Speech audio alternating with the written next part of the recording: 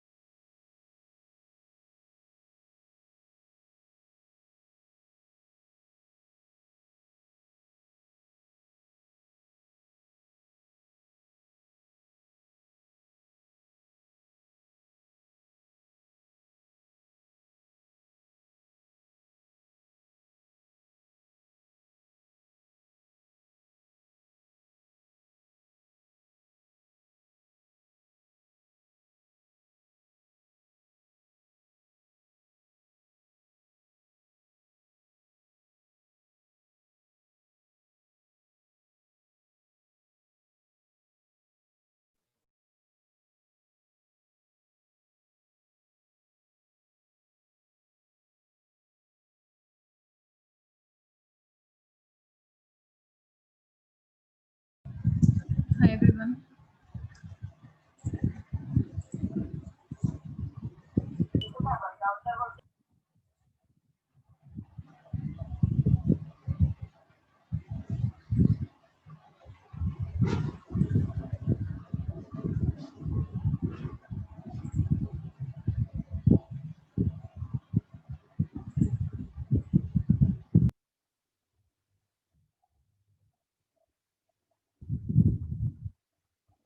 I don't know why I'm not able to share my screen. Anyways, I'm just can you see my screen now, everyone?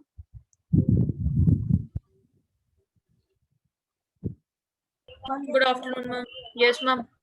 Hi, good afternoon. Okay, so we'll be starting a new topic today. The topic is determinants of the dividend policy, and the related next topic will be dividend models. So there were certain experts who have given certain models on how the dividend should be distributed. So this basically would be this last, or you can say second last topic of your third unit or third module.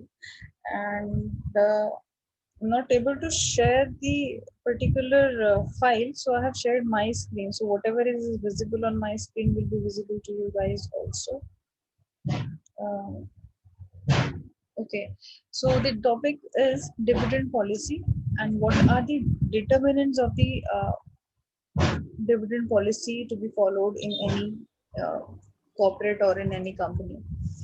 There would be some disturbance, guys, in the background today because some construction work is going on outside my house today, and maybe it will take place for another one day. So I will not be able to help for that, but we will have to conduct the classes with this disturbance. So please cope up with that. Okay, so before we understand what is dividend policy, we should know what is dividend. We all know that basically, but just to have a definition of it, that what exactly is dividend, we would be just studying it and we would be just seeing the definition of it or the meaning of what dividend is and then what dividend policy would be. So what is dividend basically is dividend refers to the business concerns net profits distributed among the shareholders.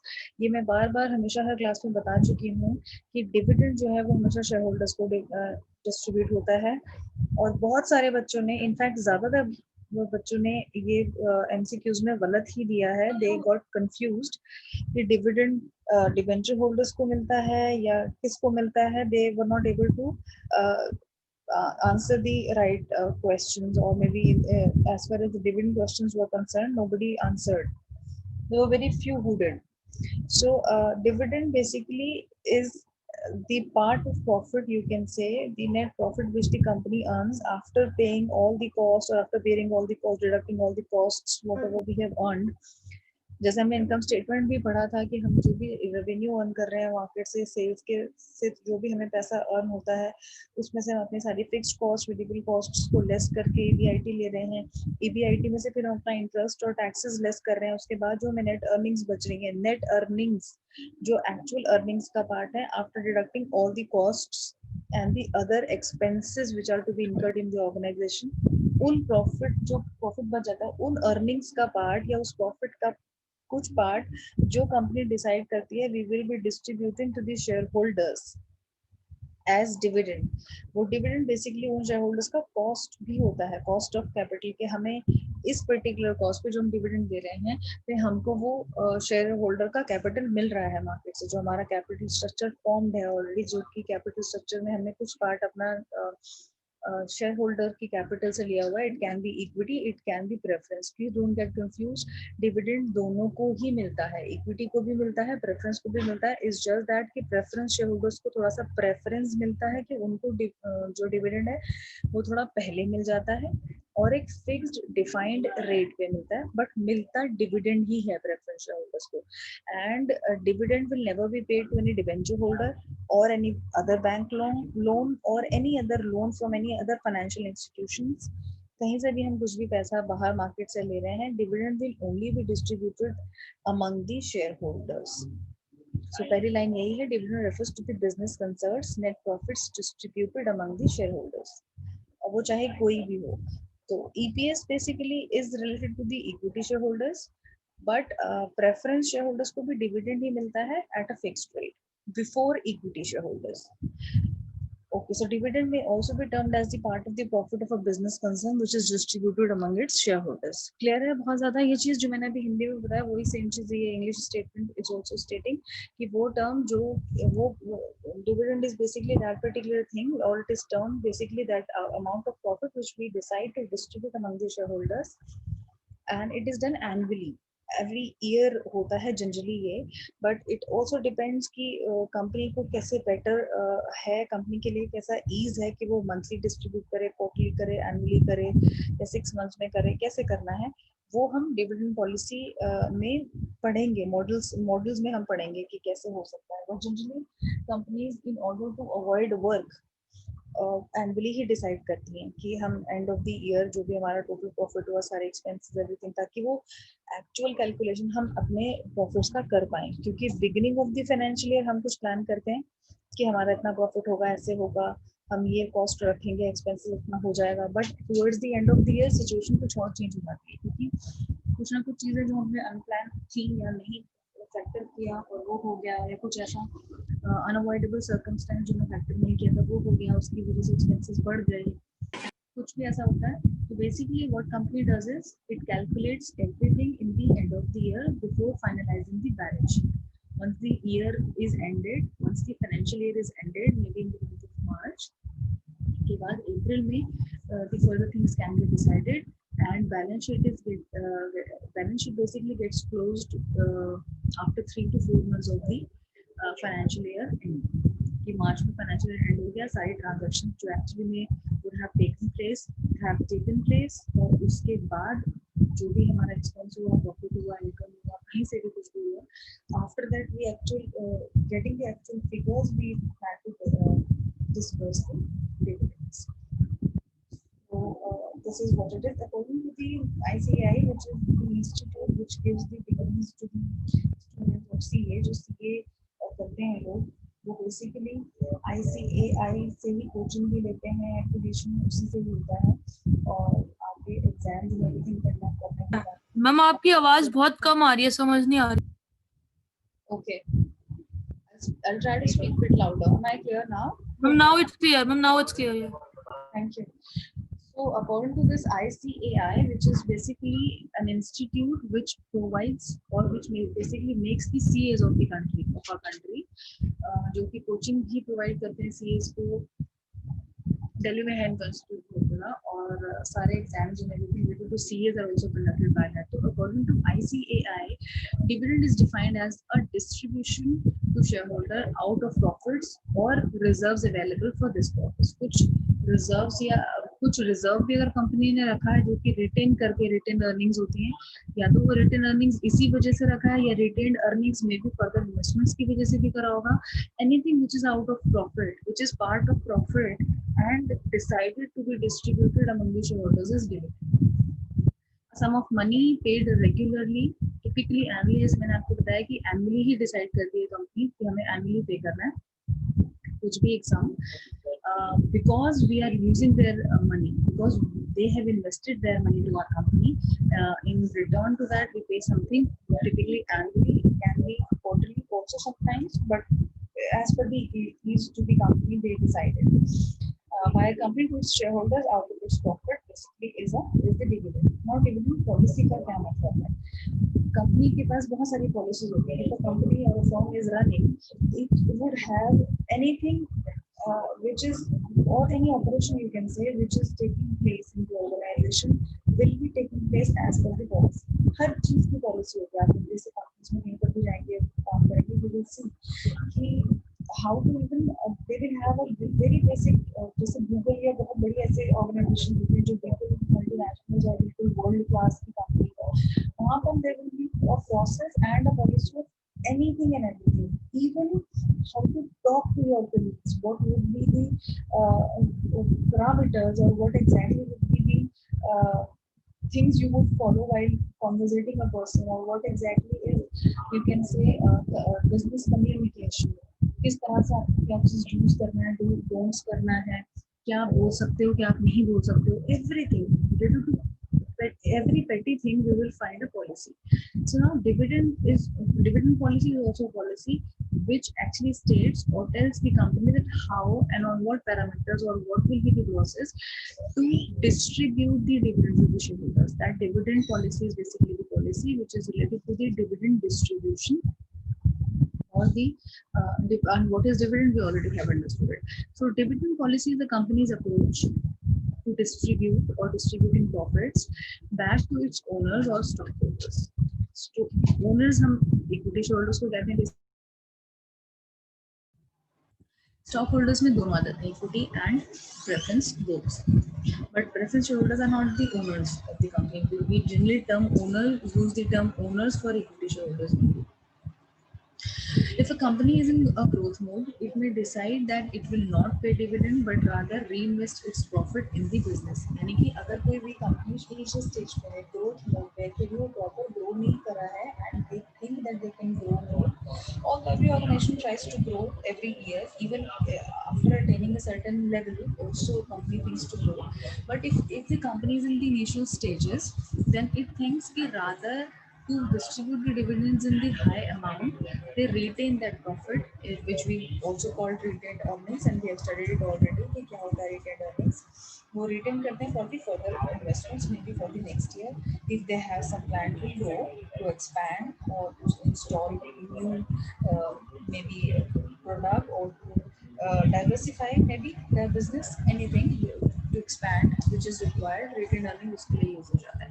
Or a dividend policy is a policy a company uses to decide how much it will pay out to the shareholders in the form of dividend. Basically बहुत simple सी चीज़ है ये. Dividend policy का समझ आ गया. Policy होती है जो company use करती है, उस पॉलिसी के हिसाब से ही कंपनी डिस्ट्रीब्यूट करेगी अपना डिविडेंड शेयर होल्डर्स को. उसमें सब कुछ होगा कि हमें कब डिस्ट्रीब्यूट करना है, कब नहीं डिस्ट्रीब्यूट करना है, किस सर्कमस्टेंसेस में कौन डिसीजन ले सकता है कि अगर हमें इस पॉलिसी को चेंज भी करना पड़ जाए कभी किसी कंटीजेंट सिचुएशन में, कि हम इस पॉलिसी को एग्जैक्टली फॉलो नहीं कर पा रहे, तब कौन डिसीजन लेगा, क्या चेंजेस हो सकेंगे, एनीथिंग एंड एवरीथिंग, सब details related to dividend will be given in the dividend policy. So dividend policy is a financial decision. Obviously, where funds are involved, it is a financial decision that refers to the proportion of the firm's earnings. जो refer कर रहा है कि कितने proportion का, किस amount का firm का earnings to be paid out to the shareholders, whether it is 100% या हम 80% रखेंगे, 20% हम रिटेन करेंगे, या 50-50 रखेंगे, whatever it would be mentioned over there in the dividend policy, and company has to follow that as per that policy, because that policy has already been shared with the shareholders, yeah, stakeholders, stockholders, whatever. उन लोगों को पहले पता होता है कि अच्छा this is the policy और इसके हिसाब से हमें डिविडेंड पे होगा। या अगर वो पॉलिसी को किसी रिस्पेक्टिव ईयर में कंपनी नहीं फॉलो कर रही है तो प्रायर उनको इन्फॉर्मेशन देनी होगी, वो भी उस पॉलिसी में लिखा होगा कि अगर in any case due to emergency we are not able to abide with this policy we will inform you maybe 60 days prior, 30 days prior और व्हाटएवर, वो फिर उसके हिसाब से होगा। So that stock holders are ready and they know when they will get the dividend, in what amount they will get the dividend, who will decide whether they will retain the earnings or not. Although equity shareholders को एक fixed amount तो नहीं पता होता, but somehow they know it. And अगर company is earning huge profits, then सबसे ज़्यादा benefit भी equity shareholders को ही होता है, क्योंकि after retaining to a certain limit, the entire profit amount goes to them only. उनका कोई fixed नहीं होता कि आपको इतना ही मिलेगा, 10%, 5%, 2%, whatever. It is like whatever company, if a company is earning more, owners will also earn more. So, okay, this is what it is. Dividend policy is a financial decision that refers to the proportion of the firm's earning to be paid to the shareholders. And here, a firm decides on the portion of. Yes. क्या हुआ? Okay, so here a firm decides on the portion of the revenue that is to be distributed to the shareholders as dividend or to be flowed back into the firm, whether we have to decide we distribute or we have to retain.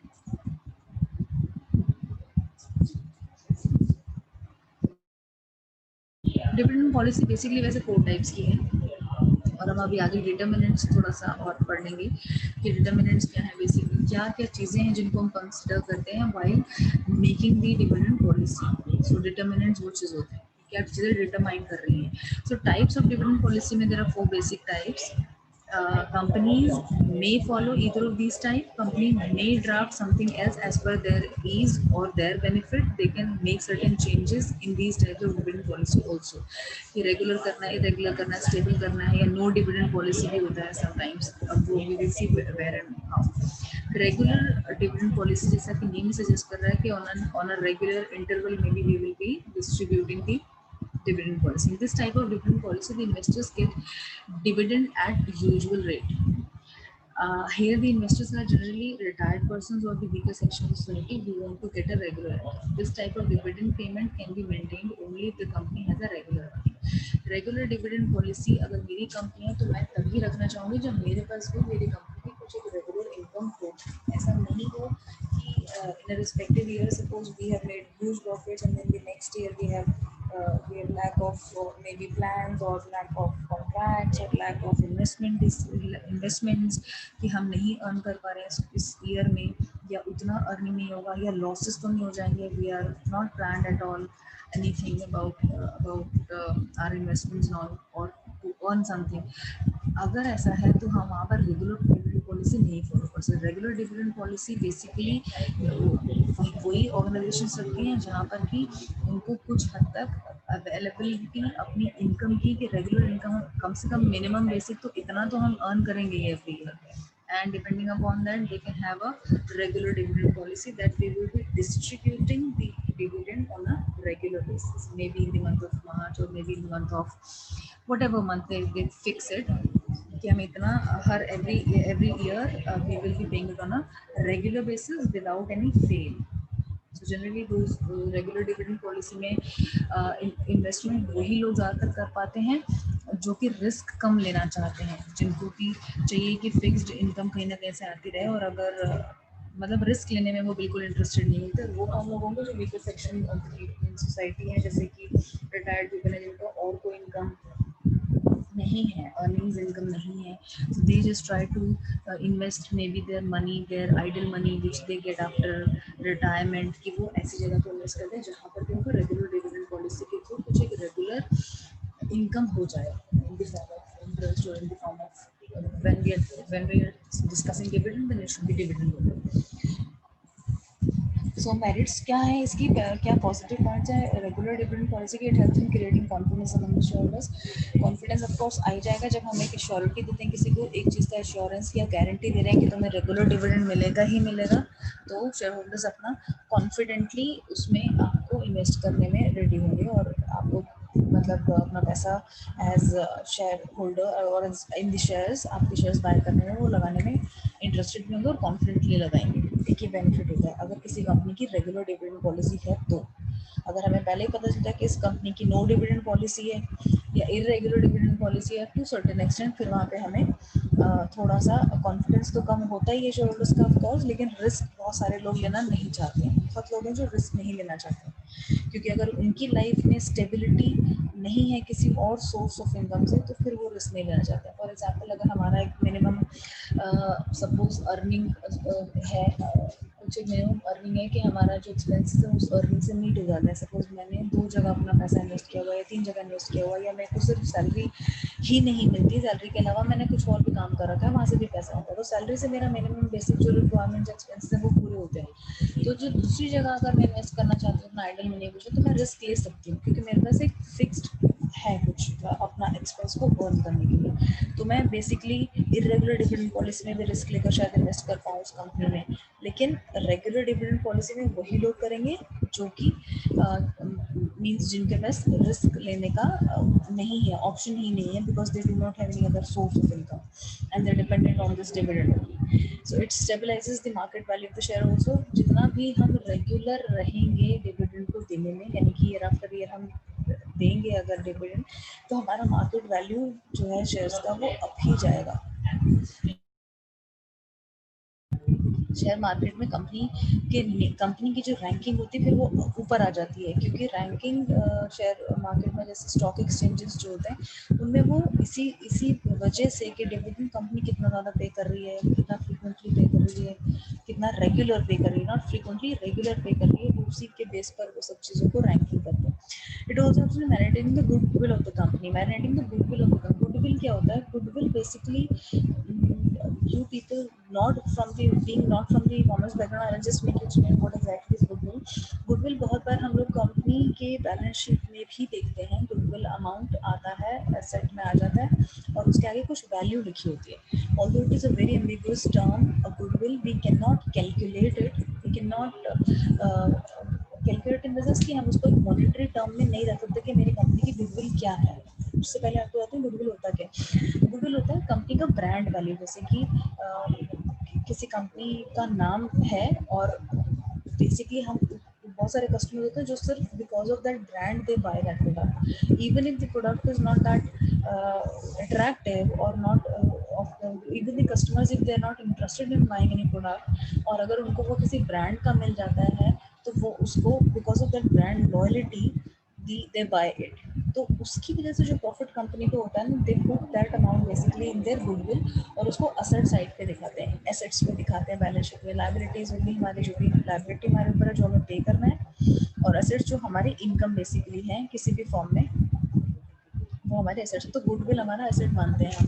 तो ये भी एक regular dividend policy का बहुत important factor है कि हम अपनी कंपनी की गुडविल को बहुत अच्छे से मेंटेन कर पाते हैं। किसी भी कंपनी की regular dividend policy will help it to maintain the goodwill also.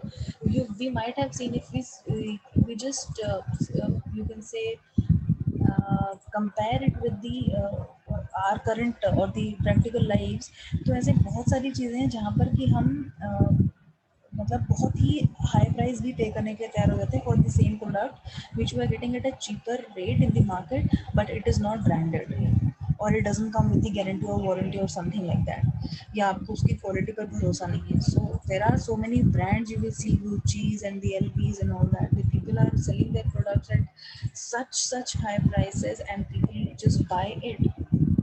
There is no negotiation thing also, they're just buying, spending lakhs and lakhs of rupees in just buying 1 unit of that product. So that is all because of the goodwill. There are some people who just have to buy the expensive products only, अपने आप को अपना status को दिखाने के लिए market में उनको महंगे प्रोडक्ट ही रखने पड़ेंगे, चाहकर भी सस्ते कपड़े नहीं पहन सकते, चाहकर भी सस्ते एक्सेसरीज नहीं यूज़ कर सकते, because they have maintained a level. तो वो लेवल जो उन्होंने मेंटेन किया है पीपल ने, they will also be going to use the products of the companies which are holding some goodwill in the market. ठीक है, तो ये भी हेल्प करता है गुडविल को मेंटेन करने में। समझ आ गया गुडविल क्या होता है? It helps in giving regular income to the share holders. ये तो बहुत ही बेसिक सा है कि रेगुलर डिविडेंड पॉलिसी है तो रेगुलर इनकम शेयर होल्डर्स को किसी भी तरीके से वो हमें करके देना है और देते हैं अगर हमारी रेगुलर डिविडेंड पॉलिसी है तो। We have to plan it this way that if we are following regular dividend policy, some time we can fix maybe once in a year or twice in a year also that this is the time we will have to distribute the shareholders dividend। जैसे हम अपने employees को monthly salaries distribute करते हैं या sales team को incentive distribute करने का एक टाइम अलग होता है कि ठीक है हम आपको 20th आपको इंसेंटिव दिया करेंगे या एनुअली दिया करेंगे, तो ऐसे डिविडेंड का भी टाइम फिक्स हो जाता है कि हम आपको इस टाइम में डिविडेंड दिया करेंगे। Stable dividend policy. Here the payments of certain sum of money is regularly paid to the shareholders. Stable का क्या मतलब हुआ? देखो regular और stable, just hold on.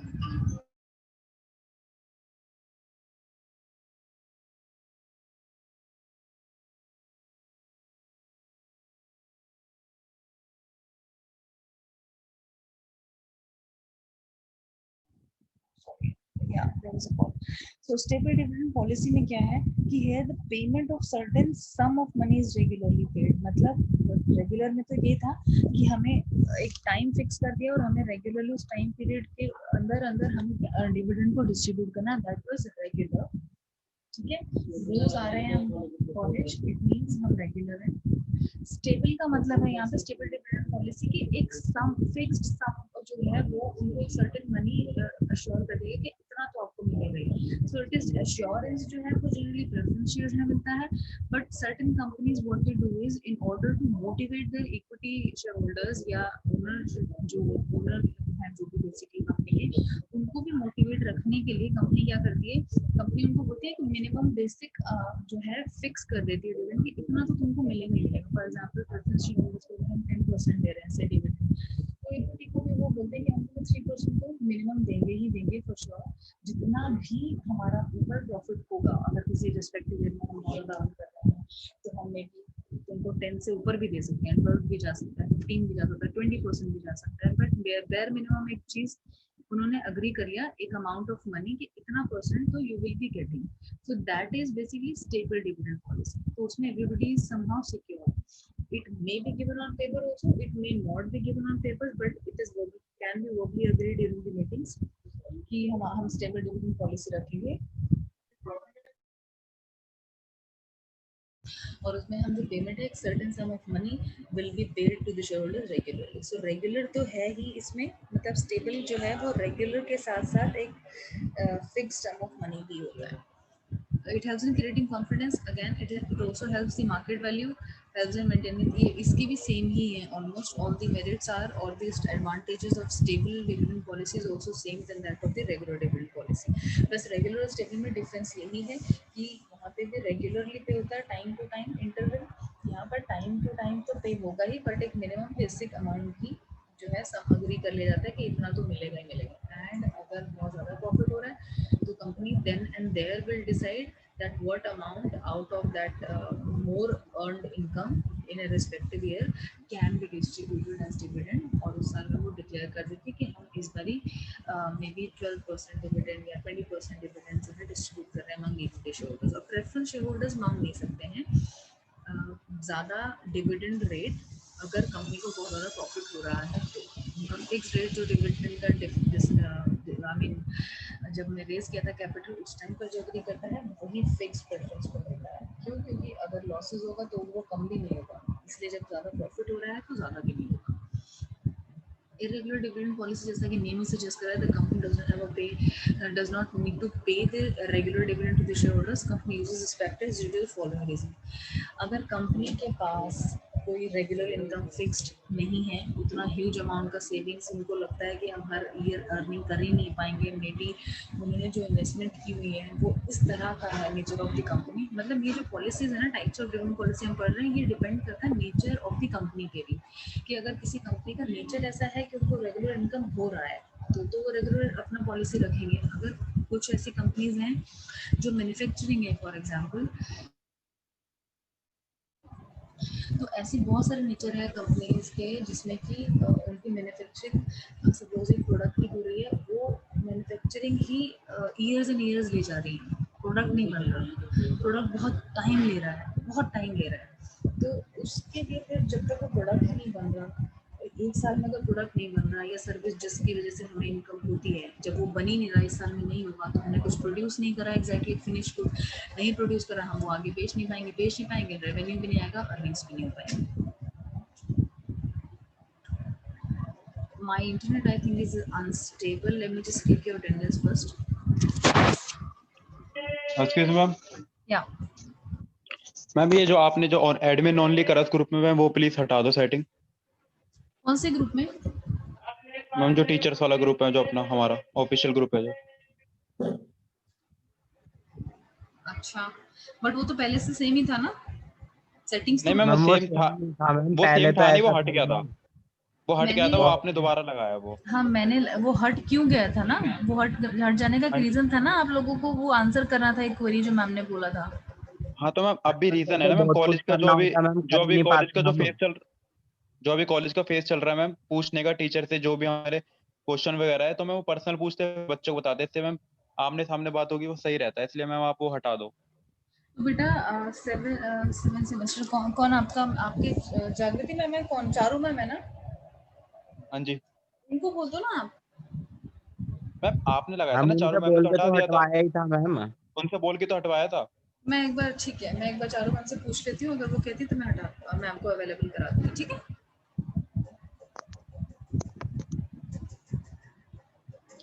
Okay, so we were on irregular dividend policy. Today the strength is good. Okay, so due to this, I was on that nature of the company कि अगर किसी company का nature इस तरीके का है कि they do not have a regular income every year. It may happen that sometimes say after 3 years उनको एक साथ बहुत अच्छा profit हो, जो कि पिछले तीनों सालों के का कवर कर ले इकट्ठा, और एक ही साल में हो रहा है वो प्रॉफिट। ऐसे भी बहुत सारे नेचर होते हैं बिजनेस के जहाँ पर कि वो एवरी ईयर नहीं अर्न कर रहे हैं, but may be 3 years 4 years 5 years में इकट्ठा इतना ज़्यादा प्रॉफिट अर्न कर रहे हैं कि वो पिछले जितने भी ईयर्स में कुछ अगर अर्न नहीं भी किया, या they did not make the money and they were just investing. So वहाँ पर हमें इरेगुलर डिविडेंड पॉलिसी रखना पड़ता है। हम उनको out of our own pocket dividend नहीं पे करेंगे, but as and when we will receive the earnings in a huge और more amount, then we will definitely be distributing it that way. So irregular dividend policy वो ही companies रखती हैं जहाँ पर उनका थोड़ा सा अनसर्टेनिटी है इनकम का, कि एवरी ईयर रेगुलर इनकम नहीं है, या लिक्विड रिसोर्सेज नहीं है, या company sometimes is afraid of giving regular income. Yeah, Himanshi, what are you doing your annotations and all? Okay, so a company sometimes is afraid of giving the dividend. कुछ भी commitment करने से company at times, if the company has the fear, ये generally बहुत जो large scale पर organizations काम करती हैं उनमें नहीं होता, but small scale organizations में ये fear हमेशा रहता है, क्योंकि वो stable ही नहीं है अभी उतना, या न्यू बिजनेस है मार्केट में, या उनको नहीं अभी लगता है कि उतना कॉन्फिडेंस नहीं है कि हम अपने बिजनेस में अपना मार्केट ब्रांड वैल्यू क्रिएट कर पाएंगे कुछ है, तो वो रेगुलर डिविडेंड पॉलिसी को फिर अपना नहीं रखते हैं और इरेगुलर रखते हैं, and they assure their share holders कि भाई जितना हमें जब जैसे जैसे प्रॉफिट होगा वैसे वैसे उतना हम तुम्हें दिया करेंगे, ज़्यादा भी देंगे कम भी देंगे, मगर हम रेगुलर कुछ नहीं रख रहे हैं, ठीक है। और maybe due to not so much successful business, यानी कि ये वही हो गया, स्टार्टअप्स वगैरह अगर हैं, कोई 1 साल 2 साल 3 साल पुरानी ऑर्गेनाइजेशन है सिर्फ, जो कि अभी मार्केट में अपना नाम क्रिएट करने की कोशिश कर रही है, स्टैब्लिश होने की कोशिश कर रही है, स्टेबल होने की कोशिश कर रही है, वो भी ज़्यादातर इरेगुलर डिविडेंड पॉलिसी को ही फॉलो करने की कोशिश करते हैं। No dividend policy, the company may use this type of dividend policy due to the requirement of the funds for the growth of the company और for the working capital requirement. जो जैसे होता है ना कि 100% रिटेन कर लिया, मतलब अर्निंग्स, ऐसा तो नहीं है कि कंपनी को अर्निंग्स कुछ नहीं हुआ और फिर भी वो काम किए जा रहा है ईयर आफ्टर ईयर। ऐसा 1 साल हो सकता है मे बी कि कंपनी को इस साल में कोई प्रॉफिट नहीं हुआ। नो डिविडेंड पॉलिसी तभी होगा जब 2 चीज़ों में, या तो कंपनी के पास एक रिस्पेक्टिव ईयर में लॉसेस हो गए बहुत सारे because of some wrong decision taken in the investment, या किसी एक बहुत बड़े प्रोजेक्ट में इन्वेस्टमेंट कर दिया, बहुत सारा पैसा शेयर होल्डर्स से लेके इन्वेस्ट कर दिया और उस पर्टिकुलर प्रोजेक्ट में लॉस हो गया। तो लॉस होने की वजह से अब जब लॉस ही हो गया और अब अपनी पॉकेट से एक तरीके से पैसा लगे, यानी कि जो हमने पहले से पैसा लगा दिया ऑलरेडी कॉस्ट में, हर चीज़ में, तो कॉस्टिंग ज़्यादा हो गई और हमें प्रॉफिट नहीं हुआ, तो उस केस में डिविडेंड नहीं होगा और क्लेम भी नहीं कर सकते हैं equity share holders.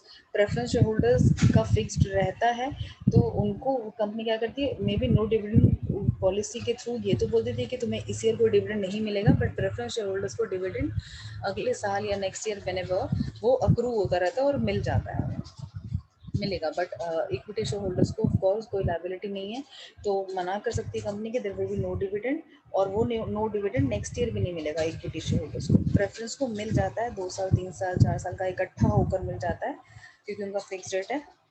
But no dividend policy generally या तो इस सिचुएशन में होती है कि कंपनी ने बहुत लॉस बेयर करा है तब, या फिर अगर कंपनी का कोई प्लान है बहुत बड़ा एक्सपेंशन का, जिससे उनको लगता है कि एक्सपैंड करने के बाद मे बी नेक्स्ट ईयर और 2 years 3 years के down the line they will make huge profits, तब वो अपने इक्विटी शेयर होल्डर्स को ह्यूज डिविडेंड दे देंगे, तो वो उस टाइम में भी नो डिविडेंड पॉलिसी डिक्लेयर कर देते हैं, नो डिविडेंड डिक्लेयर कर देते हैं, that we will not be distributing any dividend to either of the shareholders, neither equity nor preference, और because company is using that earning जो भी हुई है फंड्स की, जो भी अर्निंग हुई है हमारी, उसको हम रिटेन कर रहे हैं for the investment in the further thing. तो लेकिन वो पूरा बताना पड़ेगा कंपनी को कि हमने क्या प्रोजेक्ट ले रखा है, नेक्स्ट हमने कहाँ पर इन्वेस्टमेंट करना है, और उसका प्रोस्पेक्टिव अर्निंग्स का टाइम क्या है, कितने टाइम के बाद हमें अर्निंग आने स्टार्ट हो जाएंगी, और हम किस पर्टिकुलर प्रोजेक्ट, मतलब थोड़ी सी डिटेलिंग उनको ये शेयर करनी पड़ेगी कि हमारा ये प्लान है और हम यहाँ पर ग्रो करने की कोशिश कर रहे हैं। ग्रोथ में इतना भी बताएंगे कि हम किसी और प्रोडक्ट को लॉन्च करने जा रहे हैं, या हम किसी कोई नया डिवीजन स्टार्ट करने जा रहे हैं, हम कोई नया ब्रांच स्टार्ट करने जा रहे हैं, कुछ भी जो भी रिलेटेड है एक्सपेंशन या ग्रोथ ऑफ द कंपनी से, तो वो वहाँ पर भी नो डिविडेंड पॉलिसी हो जाता है। जो डिटर्मिनेंट्स हैं कि क्या क्या फैक्टर्स हैं वो जो कि डिटरमाइन कर रहे हैं, factors, what are those factors which are determining dividend policy. हमने डिविडेंड पॉलिसी पढ़ लिया क्या होता है, और डिविडेंड पॉलिसी कौन कौन सी हो सकती है ये भी पढ़ लिया, स्टेबल हो सकती है, रेगुलर, इरेगुलर, या नो डिविडेंड भी हो सकती है। अब वो कौन सी पॉलिसी होगी उसको डिटरमाइन करने के लिए कौन कौन से, जैसे मैंने आपको बताया टाइप या नेचर ऑफ द इंडस्ट्री पर बहुत ज़्यादा डिपेंड करती है चीज़ कि हम कौन सी पॉलिसी रखेंगे, तो ये सारे वो डिटर्मिनेंट्स हैं बेसिकली, जिनके ऊपर ये डिपेंड करता है कि which company or firm is going to decide that which dividend policy they are going to follow at what time. Policies can also be changed, policy बन तो जाती हैं और company has to follow the policies अगर एक बार बन गई है तो, but उस पॉलिसी के अंदर फिर ये भी होगा कि अगर पॉलिसी चेंज हो सकती है तो कितना फ्रीक्वेंटली चेंज हो सकती है, और चेंज होगी तो कौन चेंज कर सकता है, वो विल बी अथॉरिटी पर, जो भी अथॉरिटेटिव पर्सन है वो कौन होगा, डायरेक्टर्स होंगे या उसमें किसी और का भी कंट्रीब्यूशन होगा नहीं होगा, वो सब कुछ पॉलिसी के अंदर डॉक्यूमेंट के अंदर होता है। But policy documents can be changed, not any sooner, not every month the policy changes, but any and every policy can be changed by the company and company does it। Her company अपने benefit के हिसाब से अपनी policies को time to time update करती रहती है, और अपडेट करने के लिए सर्टेन अप्रूवल्स भी चाहिए होते हैं from the top management, but वो एग्जिस्टेंस में आ जाते हैं आफ्टर द अप्रूवल। और पॉलिसीज कंपनी जनरली अपने वेबसाइट पर पब्लिश कर देती हैं, links generally over the Mellors share कर देती हैं कि ये हमारी अपडेटेड पॉलिसी का मेलर है, और उस मेलर में लिंक दे देती है कि दिस इज़ द लिंक, आप वेबसाइट पे जाके यहाँ पर पढ़ लीजिए, ये अब से ये पॉलिसी इफेक्टिव है, इस डेट से इफेक्टिव है, और ये टर्म्स चेंजेस हुए हैं। तो ये सब कुछ पॉसिबल है ऑल द टाइम। सो वो क्या डिविडेंड पॉलिसी के डिटर्मिनेंट्स हैं ये हम कल नेक्स्ट क्लास में करते हैं, और and then we will just see, कल भी हमारी क्लास होगी, so we will try to finish this topic at least tomorrow, and I'll see कि अगर हम मॉडल्स भी स्टार्ट कर सकते हैं तो models of dividend policy, 3 models हैं जो हमें पढ़ने होंगे, और उसके बाद हमारा 3rd यूनिट कंप्लीट हो जाएगा। ठीक है, किसी को कुछ इसमें क्वेश्चन है? I'll just try to speak to Charu ma'am and give you the access for the WhatsApp group, and thank you all for your time and everything. We'll continue in the next class with the determinants. Thanks, bye bye.